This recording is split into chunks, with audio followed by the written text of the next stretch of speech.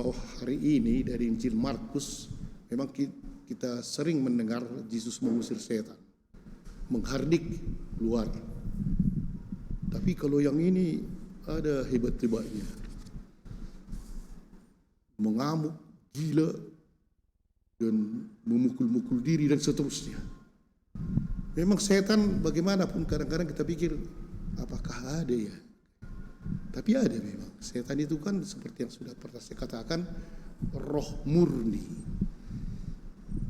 tidak mati-mati itu, dan dia berkeliaran di tengah-tengah kita.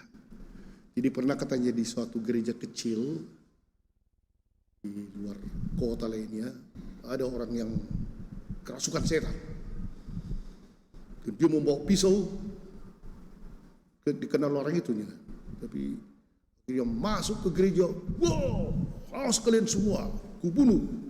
Semualah umat pontang-panting lari, dan dia mengamuk di sana. Hanya ada seorang bapak yang duduk dengan tenang, sudah agak tua. Datang dia ke situ, kenapa kau tak takut? Saya tidak takut sama sekali sama kau. Terkejut dia. Kok bisa kau tidak takut? Apa alasanmu? Kau pikir saya sudah 52 tahun hidup bersama adikmu, istriku, lebih setan dari kau, katanya. Kalau aduh, itu rupanya. Jadi kadang-kadang setan itu ada di sekitar kita. Itulah. Jadi akhirnya setan pun bingung. Bagus. Jadi biasalah kau, katanya kan. Para bapak dan ibu, hanya sebuah cerita ya. Tapi kalau kita kembali ke apa yang terjadi di sini, si setan ini masuk ke seorang, kita katakanlah pemuda ya, dan luar biasa, tinggal pula di kuburan. Wah, makin menakutkan lah.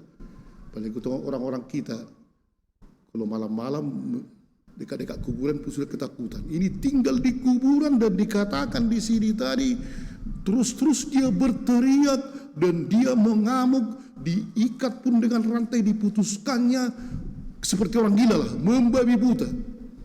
Semua orang ketakutan dan selalu berteriak-teriak sepanjang malam, berteriak-teriak.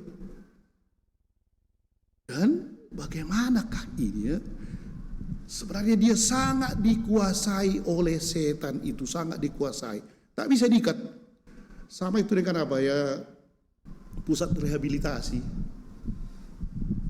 Ada yang bisa sampai berbulan-bulan pun di situ karena ganjaan kan. Keluar dia ada. Apapun dibilang sama dia, ditatar, dipukul, dan dia terusnya itu. Sudah begitu di dalam dirinya, harus ngisap ganja, apapun, mamanya pun bisa dibunuhnya. Mungkin kurang lebih begitulah. Jadi tak bisa diikat.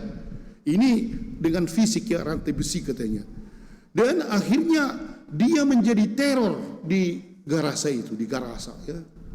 Dan akhirnya juga untuk dirinya pun, untuk orang lain, dan memukul-mukul dengan batu. Lengkaplah kengerian setan ini. Tetapi disitulah rupanya ketika Yesus datang, dan apa yang terjadi? Apa urusanmu dengan aku, hai Yesus, anak Allah yang maha tinggi? Dia berteriak. Tapi dia datang bukan mengamuk, menyembah Yesus.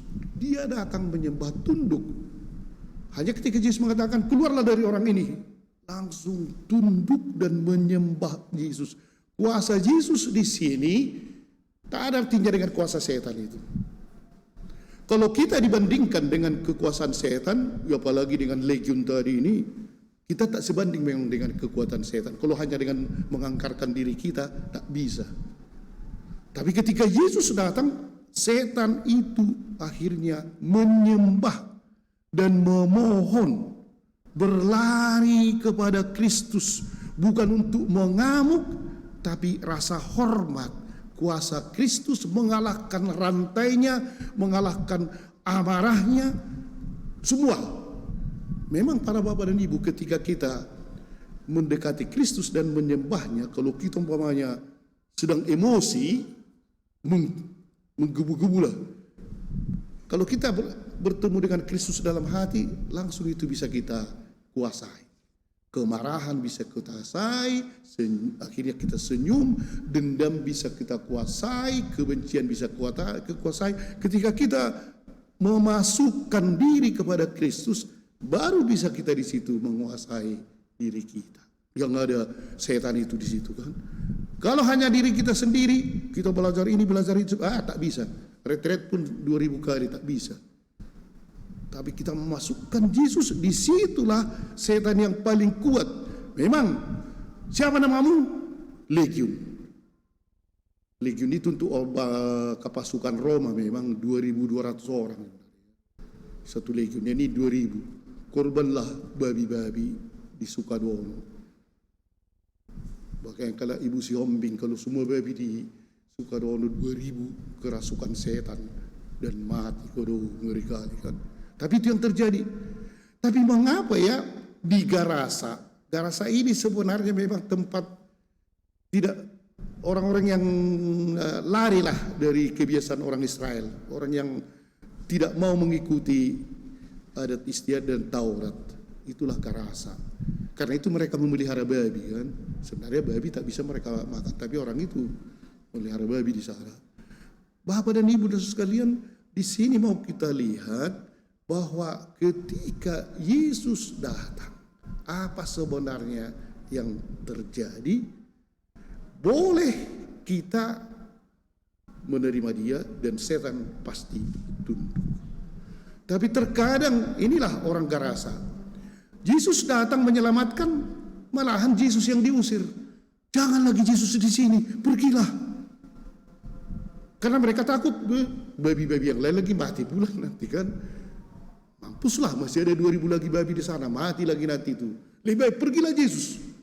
Mereka masih ingin tetap hidup seperti dulu, bukan ingin di bawah Yesus, di dalam pengaruh Yesus, tapi di bawah setan. Biar aja. Kami masih tetap ingin ekonomi kami seperti ini, hidup kami seperti ini. Yesus tak perlu. Pulanglah Yesus, pergi. Mereka hanya heran dan mengusir Yesus. Disitulah para bapak dan ibu dan saudara sekalian. Yesus sudah datang, kita sambut dalam Ekaristi dimanapun. Tetapi ketika kita berada di dalam kekurangan kita, di dalam kelemahan kita, di dalam kebencian kita, di dalam keterpurukan kita usirnya dia. Enggak usah datang Yesus.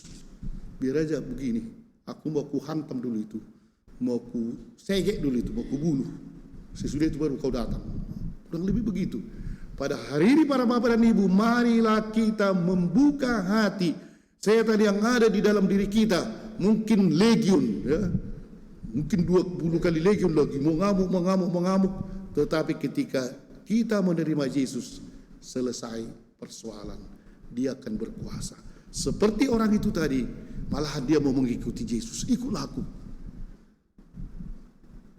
Semoga kita akhirnya menerima Yesus dan kita mengalahkan setan.